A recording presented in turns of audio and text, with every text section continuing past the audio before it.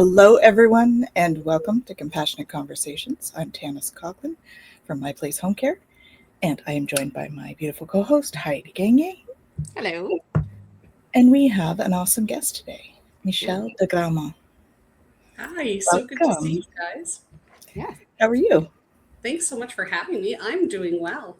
And of course, in par with any one of these discussions, I was just thinking about how it is that we get together and gather and think about some of the events and tennis we've met before.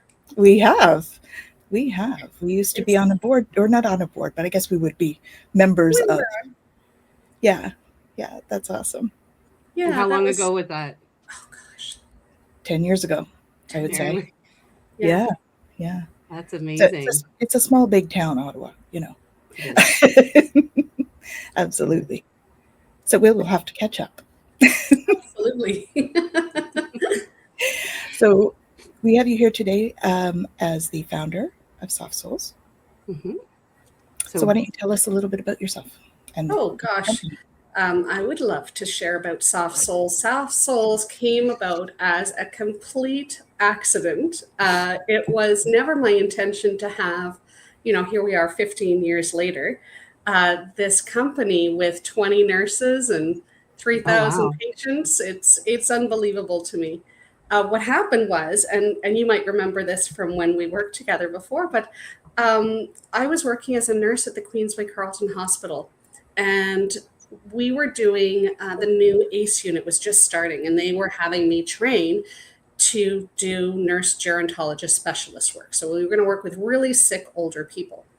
And to do that, they had us reading over all of these charts to see what the original comorbidity was. So, what was the first illness that created this decline in health? And invariably, it was a lower limb issue. So there's many different ways that this comes about, but think for a second if you've got a sore toe and you go to see your doctor like any person would do, hmm and typically physicians don't deal with sore toes. Now, this is 15 years ago, and foot care nurses were not as readily available as they are now. So you'd go see your doctor, your physician would say, oh, we don't deal with that, soak it in Epsom salts and go home, it'll resolve itself. Well, people would go home and they would completely change their habits, their diet, and their routines. So, for example, if you've got a sore foot, the last thing you want to do is to be drinking a bunch of water because you've got to go to the bathroom then. Right. So, the first thing they do is they slow down on their drinking. The next thing that they do is they go grocery shopping and realize, I don't want to stand at the counter and prepare a full meal. I'm going to go and I'm going to buy these frozen meals, and that's going to be easier for me. So they do, they go buy them. Well, those frozen meals, as we know, are full of sodium. Yes. So the first admission to hospital that we would typically see would be a fall. So they're not drinking enough water, they're eating a lot of salt. That's going to increase their blood pressure. They're going to go to stand up. And when they stand up, their blood pressure can't adjust quickly enough. So they have what we call is postural hypotension, and they have a fall. Or we end up with kidney issues or other infections due to the fact that they're not drinking enough water. So that's the first admission. Well, of course, everybody knows being in the hospital is the last place anyone wants to be. It's not a healing place. And so they're going to go, they're going to feel like a complete fool because, all of this is because of this silly sore toe, which they've completely forgotten about in the melee of ending up at the hospital. Right. They're discharged, they go home. The problem is not resolved. So this progresses to the point where now they're on antibiotics, they're still not drinking water, they still haven't taken care of the foot. We might end up with sepsis. We might end up with pulmonary edema or cardiac edema because they're still taking in that high levels of salt and not drinking, and they're on an antibiotic. So we see these really, what you would think is not related to foot care at all, disease pathways, all because of a foot issue. And I mean, when I was studying this, it wasn't one person. We're talking hundreds. That's crazy. So I I actually wrote a proposal to the hospital, and I was very proud of it. This is, years ago. It was called the TRIP proposal, or the Tertiary Risk Intervention Program. And it was basically saying, hey, listen, train us nurses to know what we're doing. If the foot's not black, it's probably okay. And they said no. They said, no, we're not interested in that. It's not part of our funding right now. And I said, okay, sure. Turn to chapter 2. Chapter 2 basically says, hire people to come on the floor who know what they're looking at, a chiropodist or podiatrist or a foot care nurse, and teach us what to look for so that we can identify it. Mm-hmm. I said no. So I said, turn to chapter 3. Chapter 3 is going to be like smoking cessation. If you're a smoker, you get a piece of paper. It says, here's all the different resources that when you're ready to quit, you can start to implement. And they didn't feel like that was part of the mandate either. So I was really upset. I went back to the nursing station and I spoke to one of the older nurses at that time, which now it turns out that's me. Time does. Yeah. Exactly. Darn it. I don't mind. I'm happy to be just turned 50, so I'm very, very pleased with my life, and 50 is good. I'm okay to be here. So when I went back, the nurse said, Michelle, sometimes in order to change a system, you have to step out of it. And I did. That's how I got into foot care. And so here we are 15 years later. And I was cleaning up my office the other day because we were doing some changes with the way that we're running things here. And I found we have to keep all records for 10 years as nurses. And I found this binder full of students who I have trained and all their evaluation papers. And it goes back to, 2012, 2013. It's unbelievable how many students, we're talking a lot of students that have come through Soft Souls, either through Algonquin or Loyalist or Foot Canada training for their education. And it is impactful on how much these people, these nurses in their own right, have made an impact for their patient care. I am a complete believer in independent practice now in nursing foot care, and not just nursing foot care, but nurses who work independently through either organizations like yours or on their own for the wellness and well-being and intent of helping their patients. And I think it's a real compliment to the institutionalization of the hospitals. I think that it's well worth recognizing the work that we do. 100%. Definitely agree. And finding nurses that are specially trained to find these things and see them. And because they are, nonpartisan, or they don't have administrators saying, oh, no, we don't have that in the budget. It allows them to be honest. It allows them to actually take action when needed, and advocate for the client that they have, or their patient. Actually, we're going to be doing a series on advocacy and how to advocate for yourself, your loved one. And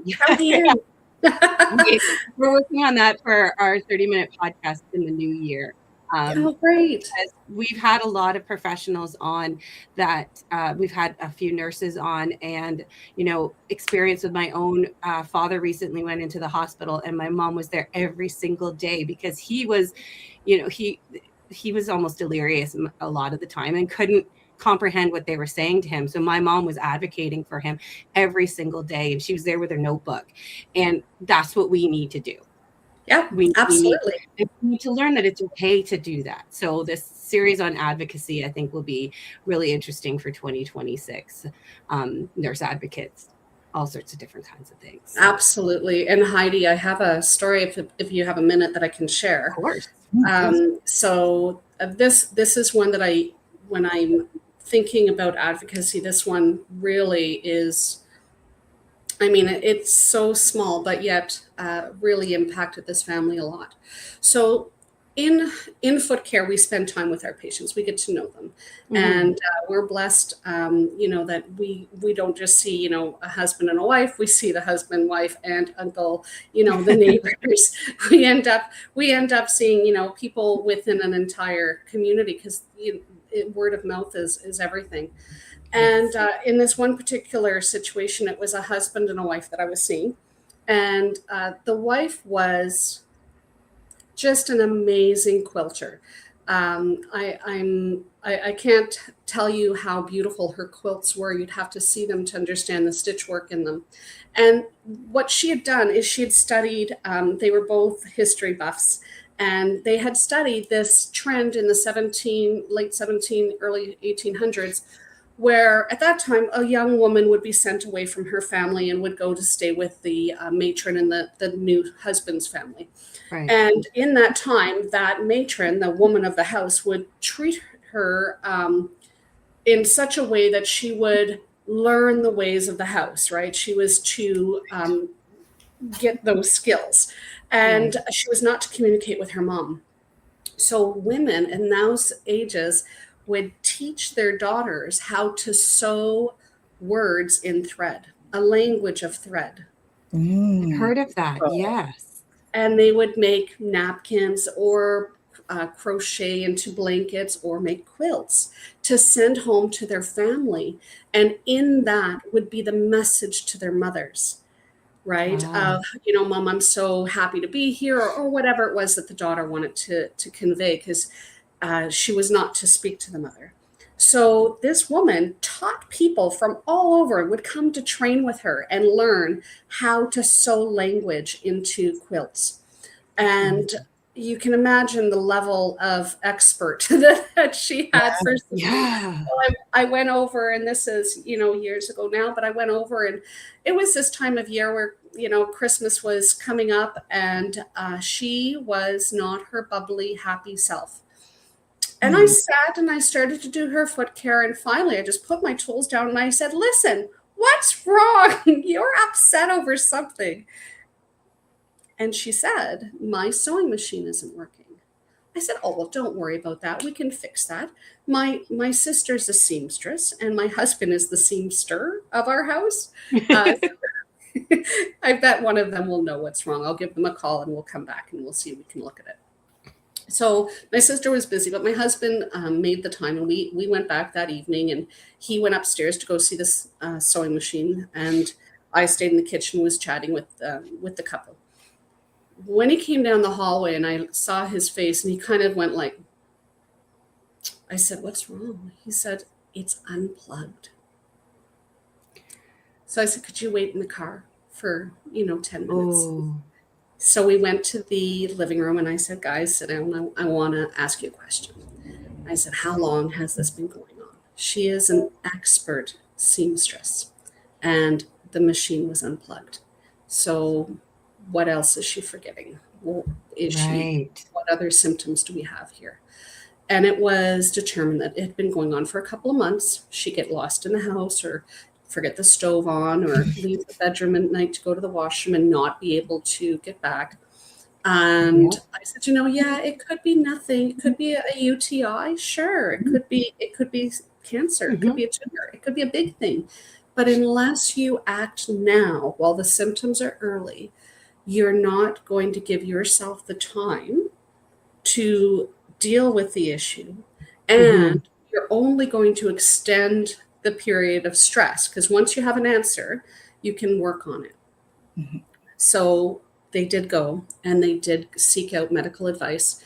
Unfortunately, it was a terrible diagnosis. It was Lewy body dementia. So she did pass within the year from that. Wow.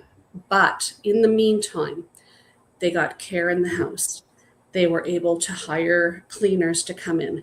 He was able to focus on spending those last remaining days with her, and to be able to really immerse himself with her before the passing, because if anybody's had experience with Lewy body, it is a very fast progressing dementia. And unfortunately, a lot of people only find out closer to the end of the diagnosis, and they had time. And to me, that advocacy of being able to say, let's do something about that, only comes about when you have real, authentic relationships and are able to know these people. I think that's the key that we're missing in our silos of care. Right? Yes. Yeah.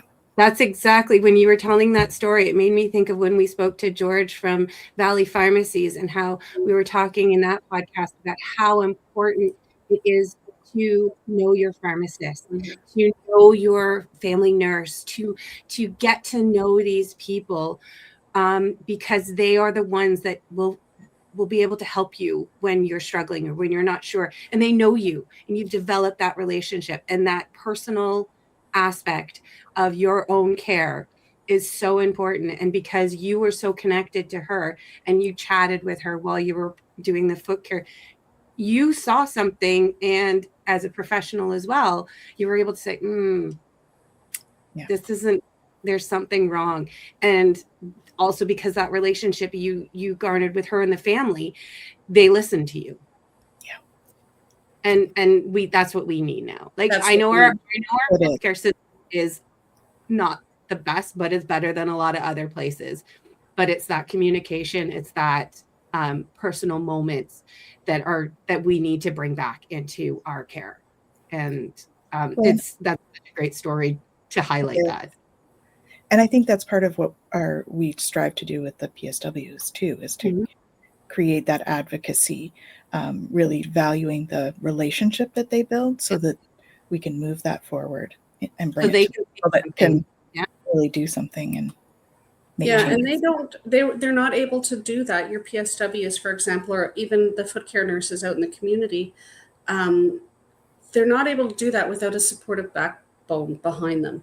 And that's what you provide in your organization for your people to go out and create those relationships. They need to know that somebody's in the office answering the phone. Somebody's making sure that those appointments are scheduled on time, and that the follow-up is going to be made for them, so that they don't have to worry about it. And I think in foot care, one of the things that I've seen in creating Soft Souls is how important that teamwork is. And we have an amazing team that work together to support these nurses out in the community. And they're all independent practice. I mean, they all run their own Soft Souls. So it's quite the different model for business. And I think that because, as you say, it's integral for that team to be communicating and creating those relationships, I think that having that supportive background behind the workers is what is critical. Yes, I think so too. It's communication through all avenues, all streets, everything needs to be like, let's talk. And between, the nurse or PSW, between the office, between the client, and getting that client to trust you, to understand that you're only here to help. And I am sure that there are a lot of times, especially when you're dealing with somebody who has dementia, they're already feeling suspicious. They already feel like everyone's talking about them, that they don't include them in their family discussions. And, at certain stages of their dementia, they know what's going on, but they don't know what's going on. That's a tough stage. It's a very difficult stage. And having somebody who sees them every day or every 4 days or anything like that can really help. And sometimes maybe highlight to the family, okay, this is what I see. Yeah. When it starts slowly, it's difficult to notice if you're not in very often. Like if you're, And that's the key element, is if you don't have that relationship, you don't see the little changes. And those little changes, I mean, they mean everything. And you don't really know what is going to create that aha moment. Yeah. Unless you have that relationship built, right? Yeah, it's really true. I was giggling when you were speaking, Heidi, because I was thinking about a patient that I had. Oh my gosh. Wonderful, wonderful woman. She was not a chatter. We're not to discuss things at the foot care appointment. We were to do foot care. It had to be done a certain way. She was very particular, very English. And very much confident in what we were to do, but she had dementia. So at one appointment, she asked me, "So Michelle, did you do the thing?" And I said, "The thing? Oh What dear. thing was I to do?" And she says, "Well, the thing that you do so that they don't grow back again." I said, "Oh gosh, yes, just a moment, please." And I took my alcohol and I sprayed her toes down, and then I gave her a second nice massage. And I said, "There, we're all set now." And she said, "Thank you." So I left the room and I called her daughter and I said, "If she asks you what the thing is, it is this." It was spray alcohol, do the lotion to stop those nails from growing again. I said it was brilliant. She really was like, "Enough with this. I've had enough. Yep. What are we going to do to stop this nonsense?" A few weeks later, my phone rang. I was at the cottage, and it was this facility. I thought, "Oh gosh, something's going on." So I answered the phone, and it was this woman who no longer can use a telephone, we thought. Well, she had found my number at reception, decided to call me, and she said, "Michelle, are you coming for foot care tomorrow?" Tomorrow was Sunday, so I wasn't coming. I said, "Yes, I'll be there for foot care." She said, "Will you wear your white pants and your pink top?" I said, "Yes, I will wear my white pants and my pink top for foot care." She said, "Click." So I called her daughter again. I said, "Your mom just called me." She said, "My mom didn't call you. She can't use a phone." I said, "Well, she did today. And she was today sure that I was coming for foot care tomorrow, which tomorrow's Sunday, so you might want to waylay that." And she wanted to know if I would wear my pink pants and my white top. Anyways, it was the most lovely. And I saw her for foot care until her passing, and her daughter had asked me to come to see her because she was actively passing. And when I arrived to see her, she was sleeping, and I really didn't want to fuss with her too much. So I very carefully lifted up the sheets for the toes and gave her a very gentle massage, and the toes were okay. So just, nice massage. Very carefully moved my chair up to get to the head of the bed and switch out my tools and lay everything out. And just as I get to the covers and I go to lift up the cover, her hand comes out from under the covers and holds her hands up for me. And it was the most beautiful moment between us because it was what we had done for years. And her daughter called me that evening to let me know that she had passed. Oh. And I mean, these relationships, you can't describe how important it is, not just for the patients, but for us nurses to have those relationships. Mm-hmm. Yeah. Foot care, who would have thought, right? Well, look how much comfort you brought her in that last day. That's beautiful. Yeah. Didn't she just out of the covers? She was ready. Knew exactly what was going to happen. I know the routine, the memory. It was really neat to see, for sure. Muscle memory. Yeah. Yes. Okay. Absolutely. So that I kind of want. That was a beautiful story, by the way. I think that was fantastic. But how about let's talk about why foot care is important. And I mean, we know those relationships and it just gives one more person to join somebody's care team and advocate for them and be there for them. But why is foot care so important in seniors? Yeah, of course. I mean, there's so many reasons why foot care is important. Vascular, neuropathies, the ability to stay mobile and independent, the fact that the foot is the furthest from the heart and the first place that we're going to see signs and symptoms of changes in the system. Medications often affect the condition of the foot as well. And as you age, you do end up, hopefully not, but most people do end up taking several different medications. And we see those aligning in, whether they're going to end up with edema or water retention, whether they're going to end up with neuropathies or circulatory issues affecting the nerve pathways. So there are so many different diseases that can happen as we age that we see in the lower limb. For example, if somebody is having some cardiac or some heart issues or some lung issues or kidney issues as they age, which could be related to diabetes, it could be related to medication, it could be related to diet.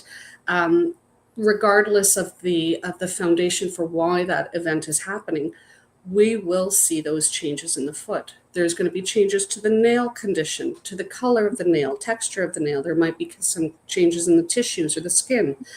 We might see some shadowing or some edema starting. And those are the things that the nurses, when they're in there, are trained to recognize, trained to be able to identify, the assessment of where this issue might be coming from, and then make the proper referrals. So we may be referring to the physician and saying, we'd like to see an ultrasound. And, the nurses are wonderful to know which care pathway we want to follow in order to make sure that whatever it is that we've seen can then be addressed in an efficient manner. But we're first line there looking at the legs. And, when I'm teaching, I teach my nurses, you will probably be the first one to diagnose a cancer. As nurses don't do diagnoses, but you will be the first one to find it and identify it and send it to the physician for diagnoses, because we're the ones looking at that lower limb. And, there's a lot of golfers out there. a lot of us ladies that like to use the baby oil years ago. Thank goodness that doesn't happen anymore. So, but these are the things that, put you at that higher tiered risk level. Right. And the same with diabetes. A lot of people don't understand the reason that diabetes affects the circulation, affects the body so greatly. So Heidi, are you willing to geek out with me a little bit and do the diabetes talk? Gosh, I love this. Of course. I just love the physiology behind these, because if I can teach people the actual reason for the pathology, they then have the power to change what they're doing and why they're doing it in order to get a better result. And it really, to me, when I speak to people and they're like, oh, well, I see a diabetic educator and they said, keep your sugars down, eat small meals. I'm like, but why? Why do you have to keep your sugars down? Like, why is that so important? They're like, I don't know, because they told me to. And the reality is that your heart is a muscle and it's pumping oxygen-rich blood through arteries, right? Mm-hmm. And those arteries carrying that oxygen-rich blood go from an artery to an arterial to a venule to a capillary to a vein. And those veins don't have muscles. They just have little valves that shunt the blood back up. While the blood is in those arteries, it is able to go through homeostasis through that artery, right, which is 1 cell thick, so that your bones get fed, the muscles get fed, the nerves get fed. Inside of that blood, we've got potassium, magnesium, calcium. We've got all sorts of electrolytes that help to heal. And we've got glucose, we've got sugar. Glucose, fructose, lactose, dextrose, doesn't matter what kind of dose you've got sugar in your bloodstream. And it could be from the milk or the proteins or the fruit or the breads, whatever it is that you're eating, it is going to change into a glucose of some sort. Right. So that's in the bloodstream too. Now, these glucose molecules are big. They're bigger than oxygen. They're bigger than potassium. They're big and they're sharp. So here they are floating around in the bloodstream through circulation, and they cannot be used. Okay, just like if you have anemia, you don't have enough iron for your oxygen to sit on, right? It has to attach to be able to be used. The same thing for glucose. It has to stick to an insulin in order to be used. Right. So if you have insulin on board, your pancreas is producing insulin, Yeah. but you had an entire pizza for supper with a Coke. I've never done You eat then you end up with too much sugar to attach to that insulin. Right. There's not enough insulin. So that sugar can't be used. It just floats through the bloodstream. So imagine now we've got this big glucose molecule in the bloodstream. We know that that bloodstream is one cell thick to allow for things to come in and out. It can't get out because it can't attach to insulin. So it's just coursing around the circulation. And it ends up into those tiny little capillaries in your eyes, in your brain, in your lungs, in your kidneys, in the tips of your fingers, in the tips of your toes.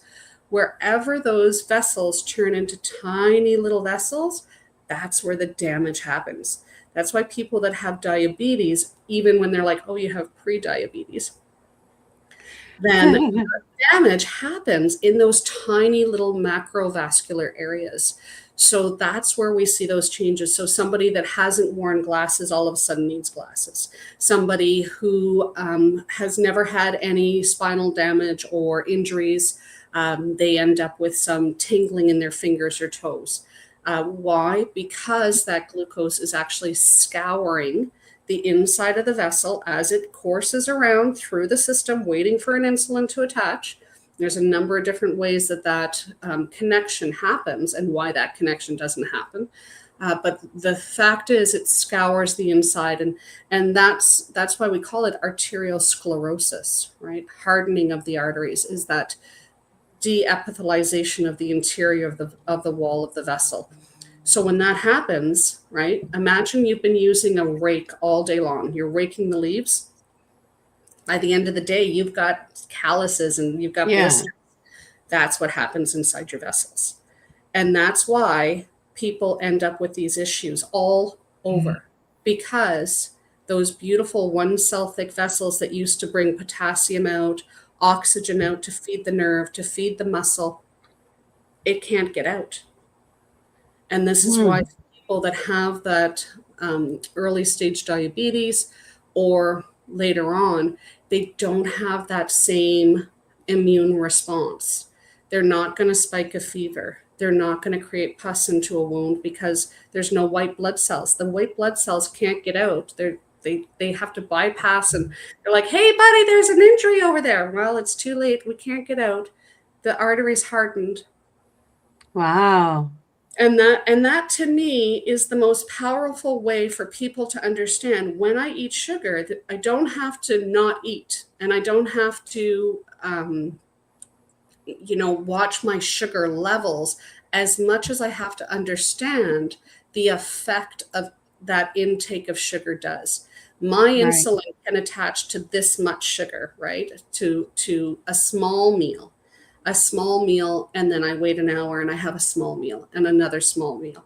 And then your insulin has the opportunity to actually work at attaching to those sugars, and your body has an opportunity to create glycogen and all the other cellular processes that have to happen in order to store or maneuver that glucose. So that's a more natural way of kind of dealing or maintaining yourself with early, or I guess it would be more early diagnosed. No, even diabetes, later on. right? Even later even you can later on, absolutely. People without can having to have diabetes. having to have insulin. Okay. Well, it depends on your diagnosis and why you're That's having the insulin. But of course, changing your diet is going to have a huge impact in your ability to control those spikes. And it's also having the knowledge that it's that scouring of the vessel that's going to harden that artery. And that artery is your food source. I mean, this is how we get white blood cells in and out, potassium, magnesium. All of the cellular processes have to happen through that exchange from the vessel into the tissues. Right. So why is it? So I know with our PSWs, we can do nail filing. We can sometimes clip nails, but we are all adamant, like if there's any kind of circulatory or diabetes, we are not to do any of that. Why Right. is that important to know in a So patient? exactly as we just talked about. So with somebody that has diabetes or a circulatory disorder, which implies that there could be some hardening of the arteries. The reason why we have an immune system is that the white blood cell can crawl out of the vessel, get to where that infection is, surround, engulf, and destroy, which is what those white blood cells do. And that's what creates that fever, that heat, that pus. That is our white blood cells doing the job that they're made to do. With somebody with circulatory impairment, diabetes, they are not going to have those reactions because the white blood cell, as we've discussed, is stuck in the vessel. It can't get out to the tissues to create that healing pathology that we need in order to contraindicate the bacteria that might be there, or the virus that could be there. Maybe it's just an HPV or something. So when we're discussing healing, it is that reason why we don't want people that are using non-sterile tools, people that don't have a good understanding of perfusion, vascular circulation, neuropathies, somebody that doesn't have the ability to go like, this person's in chemotherapy. We wouldn't do foot care within 7 days of that chemo. We would wait until their leukes are back up instead of, going to see them when they're at a high susceptibility for infection. Wow. So much to think about. Everything ties in together. So it's so intrinsic in how everything is tied together and how every part of your body works together. And I don't have a nursing background or healthcare background at all, to be honest. And I find conversations like this just fascinating. I mean, some things I'm like, okay, those are great words. I'm sure they're really useful words, but like the way you explained it though was very helpful in understanding like the hardening of the arteries and what white blood cells do and everything like that. It really is interesting. So it's great that you're talking about this, because I don't know if the average person might not understand how important it is and how much our feet indicate things and our oh, absolutely, the feet and everything like that. So when would you say it would be time for somebody to have professional foot care done for them? When would you start looking at that? We don't just see, so the focus is on diabetes because that's prevalent and people know if you have diabetes, you should see a professional. But we actually see a lot of people with, head injuries from a car accident, people who have a new Parkinson's or MS diagnosis, people who are, doing ballet or kickboxing and end up with a fungal infection from being in the mats. People that have chronic ingrown toenails, a lot of cardiovascular, people that have issues with their heart or lungs, they end up with issues with their feet because they don't have the same circulation happening, which lends them to have less collagen production, which gives you, thick, brittle nails and peeling nails, issues like that. So the time to see a professional is before there's a problem, always. That's easy. Right? And our nurses are great because we teach people. We don't just, go in and do foot care and then, you have to come see us every 6 weeks. No, that's not the objective. We have enough patients. Please, we want to educate. So book a foot care nurse. They'll come in and they'll say, I'd like you to stop using this cream and use this cream. I think that your trimming your nails is nice. Leave more length, cut straight across. Don't go into that corner anymore. I know it bugs you, but I'm going to show you how to pack it, how to lift up the nail. So the nurses don't just go in and then you're stuck with this nurse for forever. But a lot of the time, if we can get people before there's an issue, we can avoid those issues from happening through simple education and training. So a lot of the time, the nurses are teaching people, how to trim their nails safely, how to file safely. Do not use Dremels. Don't use, the same nippers that your husband and the cousins are using from the medicine cabinet. Just simple skills to keep people independent. I mean, that's the goal. We would prefer people not need our services. The best patient is the one that we get to discharge because they're healthy. Right. Oh my gosh, that made me think. Like I've never cleaned my nail clippers. Hey, well, there you go. Do that, please. Yeah. So just rubbing alcohol should be done. You can clean them with rubbing alcohol. You can clean them with an antiseptic spray. Chlorhexidine is a nice one to use. Depends on if your nippers are a stainless steel, you may wish to use an anti-enzymatic cleaner rather than alcohol, which will remove. There's a covering on your nippers or your clippers to protect them if they're a stainless steel, which they should be. So there are some tips that can help you to keep those tools nice and clean too. Okay. And not to share tools in a household. We see a lot of people where the one partner ends up from going to the pool with a fungal infection, and then is so embarrassed about that because they think they've done something wrong, and then it spreads through the rest of the house because they're trying to hide this problem, which our bodies are covered in things all the time. That's our natural state, and it's a healthy state. But when we end up with an infection, it's because of an overburden. It's a bioburden, right? So we want to decrease the amount of these guys that are living on our skin so that our skin can be healthy again. And there are so many different really easy tips and tricks that a nurse can share for treating. Like I'll share our favorite, and you guys are going to laugh. I know you're going to laugh because everyone's like, you're kidding me, but it's the truth. So everybody does the same thing. When you wake up, you go for a pee. So you sit down on the toilet and you put, if you've got toenail fungus, you put Head and Shoulders shampoo all over your foot, or Selsun Blue or Nizoral. All antifungal shampoos. Head and Shoulders is cheaper, and they come in a ginormous container like this, $30.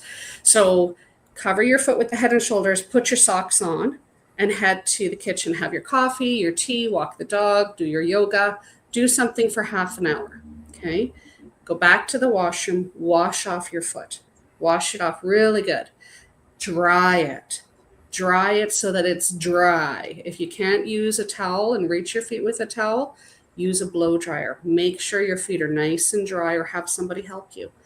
And then put Vicks Vapor Rub on your toenails. I know it doesn't seem like it's going to work. It works. So usually in about 95 cases, it will be a 3-month period and you'll have a nice healthy nail growing. Wow. And the other thing with these treatment plans is people are like, oh, well, that's great. I'm going to wake up at 5 a.m. every day and put my Head and Shoulders on my feet. And then I'll go and I'll do some exercises. And we're like, well, is that your routine? Like, do you get up at 5 a.m. every day? They're like, no, usually I get up at 10. But for this, I'll get up at 5 and I'll do it. Will you though? You'll never do it. No. People hate homework, and we are people of habits. We love our habits, and we don't like to change our habits. Mm-hmm. So I always say, no. Everybody does the same thing. You wake up in the morning, you go for a pee, sit down, put on your Head and Shoulders. Make it part of your routine, and then you'll find that it will be much easier to stick with, because it takes time. I mean, a toenail grows 0.5 of a millimeter every month. It's so tiny that within that year, that fungus, that infection that you might have, is going to be that much faster at growing. It's going to just devour the new nail before it even has a chance. And that's why people get so frustrated with toenail fungus, because it's so difficult to see any progress.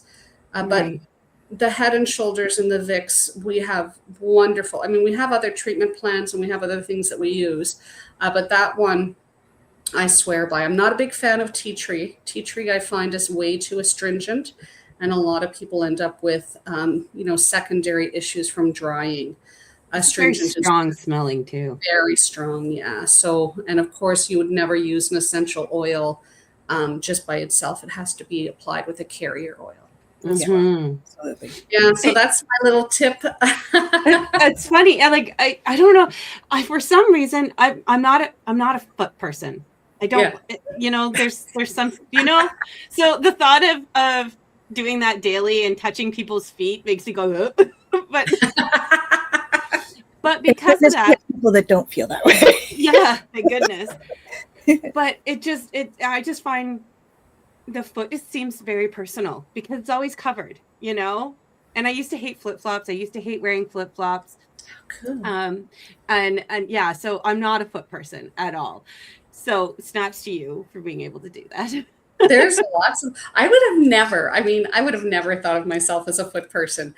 And I don't think it ever occurred to me to think about it too much. It was just like, this was a problem. I identified that there was a need, and I decided I'm going to address this need. Like, somebody has to do something about this. That's ridiculous. A nurse. That's your nurse clinical. You're looking like, this is a problem, and I know I can fix this.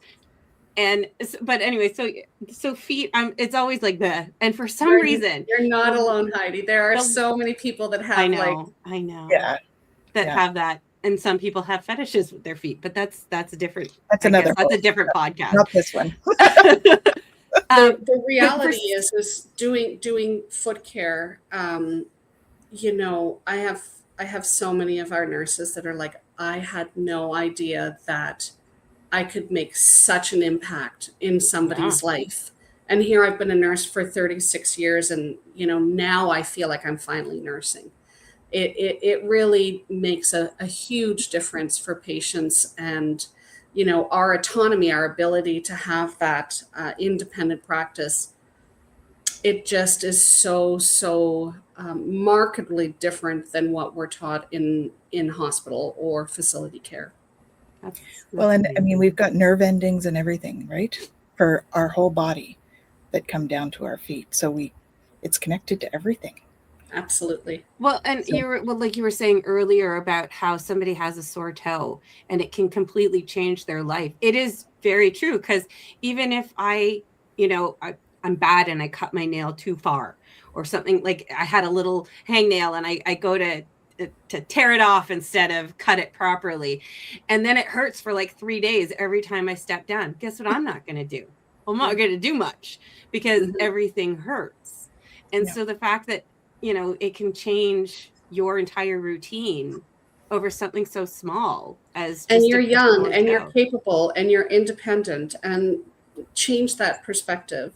And now you're in your 80s or 90s. You've got your kids pressuring you that you shouldn't be living alone. You should ask for more help. You shouldn't be driving so far. You shouldn't be going out at nighttime. You're questioning your own abilities, and now you've got this extra problem. I mean, it really changes people's ability to feel autonomous and to feel independent, because it's so silly. Like, how could I possibly be so silly that my foot hurts and I don't want to go to the store? It really affects people. And on top of that, being in an ageist society where we're still learning to respect our elders again and get out of that white coat syndrome, and to really understand aging maybe isn't fun, and maybe it does cause a lot of discomfort, and physicians are often the ones to be like, oh well, you're old and that's why these things hurt. But the women of your age, that's true. It's true. And as we age, all say that again. Good for our body, it comes back. But we deserve a quality of life. I mean, I'm going to demand it because my patients have taught me to demand it. And I just think that it's so important for us to really focus on that prevention rather than treatment. we need to give people the power to prevent these issues before they come about, so that when that toe does get sore, they don't have, a list of 15 other ailments that are causing them to feel uncertain about this new issue that's come up, right? Right. If we're constantly empowering people to feel stronger, better, more able to deal at any stage of life, then those little hurdles become a lot less life-changing. And another thing, I guess, with foot care, you'd also be keeping an eye on their actual toes and everything. Because I just remember both my grandmothers, they grew up so they were born in the late 20s. So they grew up in a time where the shoes were so pointy that their toes did this. And my one grandmother, her toe was up like this. And Yep. she would get mad at herself because she's like, well, they looked so pretty at the time, but now this is what I have to deal with. My Yeah. mom was in the office world in the 80s. And I remember she had the pointier shoes, and she now is a big yoga buff. And so because I didn't like wearing high heels because I'm already tall, and I'm not a big high heeled person. So I've always been very much a flat, so my toes, I can spread them out quite nicely. My mom gets all jealous of me because I can do that. Yeah. Because I didn't destroy my feet in trendy footwear, because they always were heels. So I'm like, yay for being tall for one thing. But I mean, just the fact that somebody's foot is so, I want to say, mangled, because it's not foot binding, but pretty darn close for some people. Yeah. And seniors at this stage now that are in their 80s, 70s, 80s, and 90s still had that kind of footwear. Yeah. So I would imagine that would also be difficult. So having a professional who can care for a foot that way and relieve some kind of, I guess, I would imagine massaging that would help Well, them you're feel better. getting into the biomechanical and gait analysis. So the nurses are trained to assess people's gait, so the way that they walk, Okay. which would be affected by a skeletal change like you're describing, so a bony change. And they're also trained to do padding and offloading. Nurses are trained to do orthosis, so we can make an orthotic. I don't encourage, like through Soft Soles, we don't encourage our nurses to do orthosis because there's just such a big follow-up, and there's podiatrists and chiropodists who do that. So we would prefer to treat the patient and then refer to a chiropodist or podiatrist, because then the patient can then claim that on their insurance. Whereas if a foot care nurse is doing it, they can't claim it. Okay. And it takes a lot of follow-ups to make that orthotic work correctly. Because think about it. You've got that bony deformity, right? So your mom's toes that are sticking up and overlapping perhaps. So once we put that orthosis in, or we correct the footwear so that that starts to change, well, 3 months down the road, we have another change that has to happen. 3 months down the road after that, we have another change, because your foot actually will then start to, maybe the bones will drop back into place. Maybe they won't have rubbing in the same locations. The padding will maybe have to be a little softer now that they're feeling a bit better. All of those things have to be assessed and looked after. And a good podiatrist or chiropodist will be there for that person. Right. Whereas in foot care, we'd rather have them go out to get that done. At least the way that we manage our company. Other companies are different. They tend to sell more products and things. We're not that place. But that doesn't mean that those aren't valuable services. But at least the foot care nurse could recognize it and make that referral. It definitely should be able to well, not just difficult to recognize, but to know what the next step is. What So to now do. that we identify, now we're going to do this, this, and this. And then at the next foot care appointment, we're going to reassess. Did you do that? Did we do that? Did we get that done? And then how is it working for you? Because that's the next thing, right? The goal of care, like I said, is to discharge or to maintain comfort. If they can no longer reach their feet for whatever reason, when they put their head down, they get, burring in their ears, or, their neck hurts. They have Parkinson's, so they're shaking too much. Right. These are all reasons why we see patients for foot care, not just to treat illness or disease pathways, right?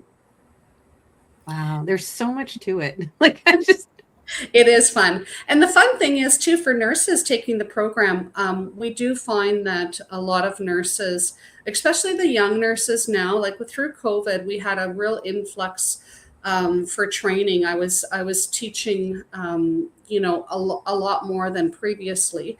And a lot of the nurses actually moved on to explore different avenues of independent practice, because foot care in itself is almost like a lotus flower. It when it blooms, it has these big, wide, welcoming petals that say, "Let's go explore, chiropody school, or let's go explore podiatry, or let's go explore, mental health issues, or counseling for financial constraints or sociological issues."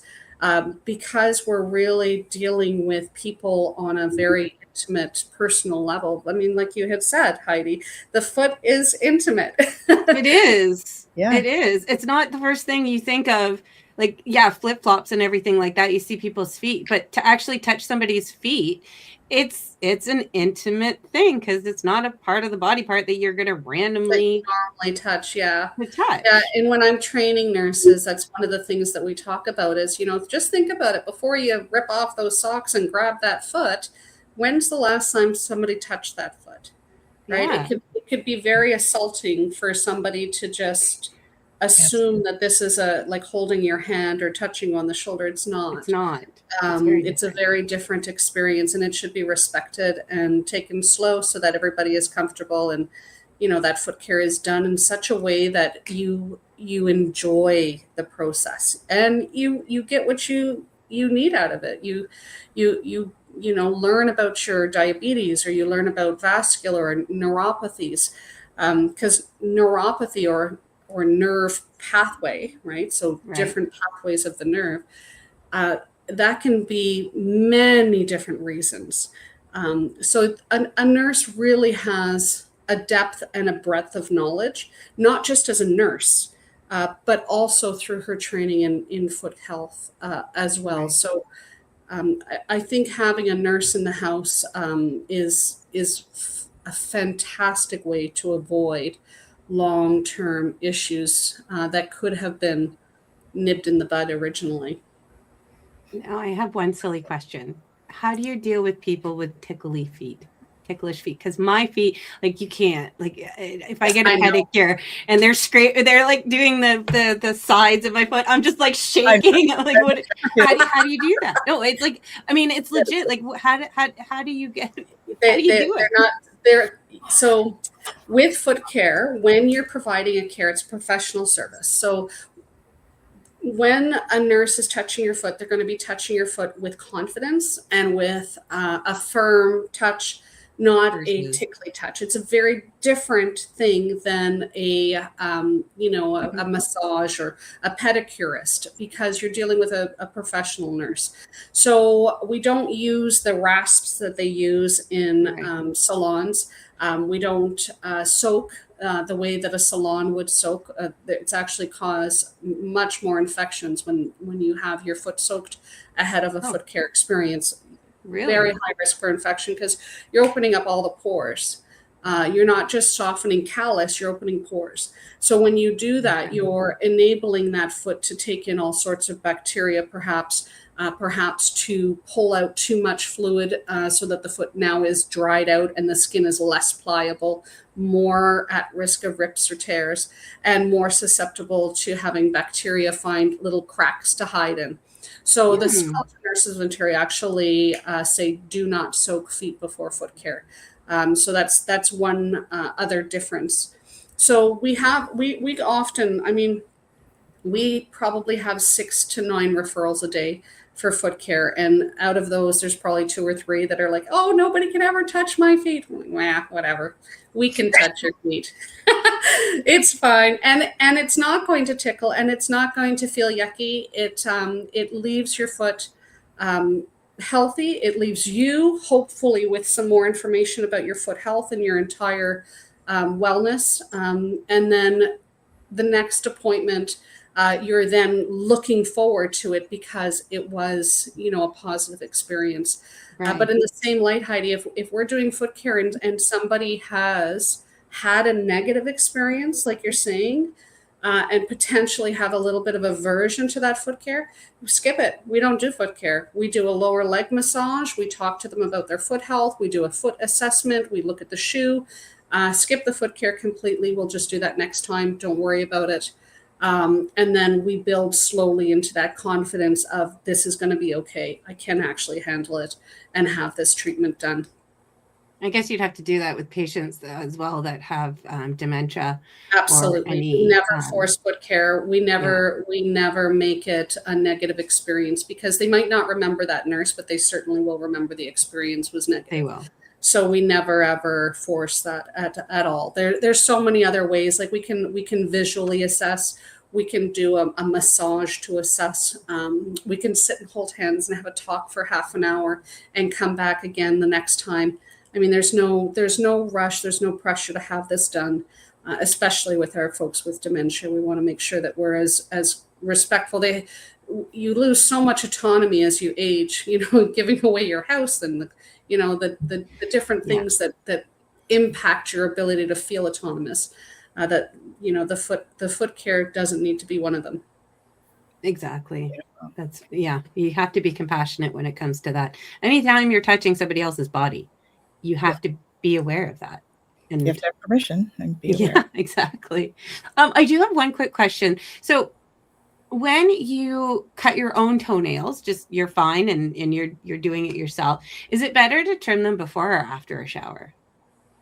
So you can trim after a shower if you have gryphosis, which is thickened, hardened nails. Okay. And if you don't have gryphosis and your nails are healthy, then any time is fine. Okay. What you probably could do to prevent any sort of infections, you could always spray a little bit of alcohol before you trim, just to make sure things are nice and clean, and then trim your nails, and then go ahead and do your shower after or before. Really, it depends on if you have any thickening of the nails, or maybe you have some people that are dehydrated. They're going to find that their nails crack or split or have striations, little lines in them. Yeah. So those are things to watch for as well. So what creates that thickening of the nail?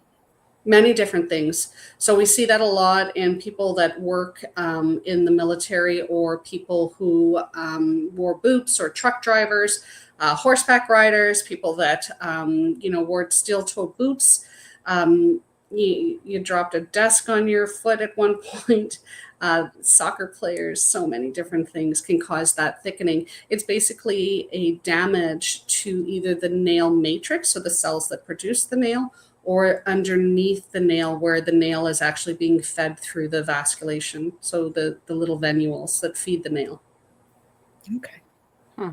So if you say you wear steel-toed boots all the time, how can you help protect yourself or alleviate that sort of? Right. So there's a number of different things you can do. You can wear some socks that are cotton, and then a wool sock on top to give yourself some padding. Steel-toed boots are designed for people to wear them, so they do have a natural lip in them to protect the toes. However, over long-term use and that impact of totally having that metal there all the time, you can get padding. You can get some different socks that you can wear that have a silicone pad in them. My husband wears them for like 14 hours a day, 5 days a week, 6 days, sometimes 6 days a week. Yeah, cotton socks with a wool sock on top in the winter is one of the best things, because the cotton is moisture wicking, and then the wool will keep the heat and the moisture from coming back into the foot.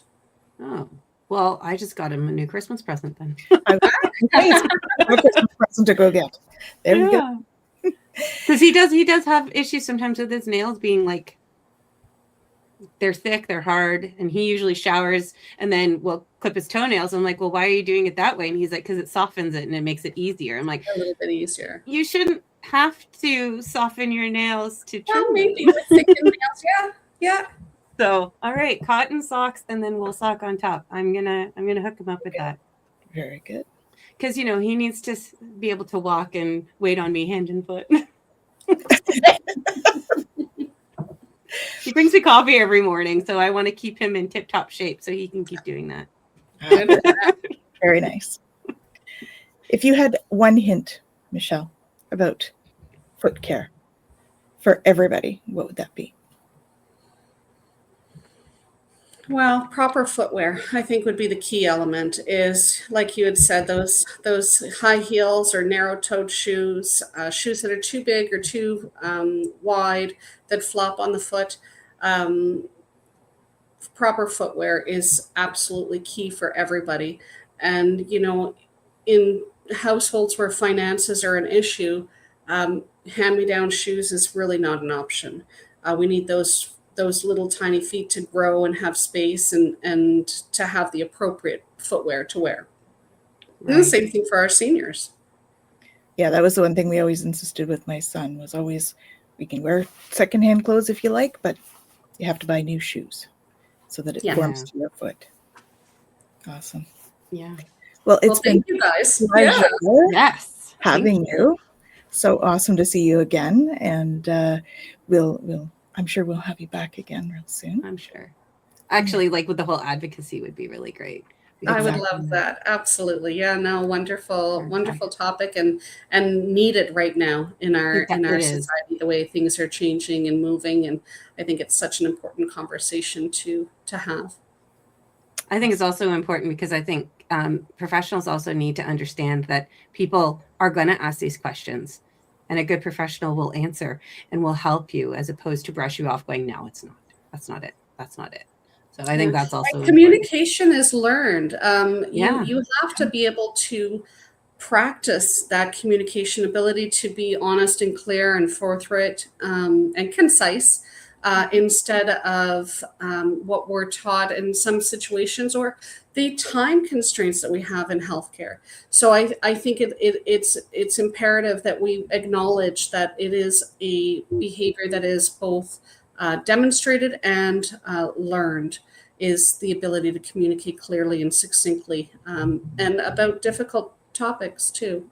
Mm-hmm. Not everybody can talk about death and dying and do it in a compassionate and a respectful manner. Some people, it's a hard topic. Yeah, it is. Definitely. Well, it was lovely having this conversation with you ladies. And we're so happy that you came to join us, Michelle. Thank you. And we will please make sure that you join us next time for Compassionate Chats, everyone. And until then, have an awesome day. Bye.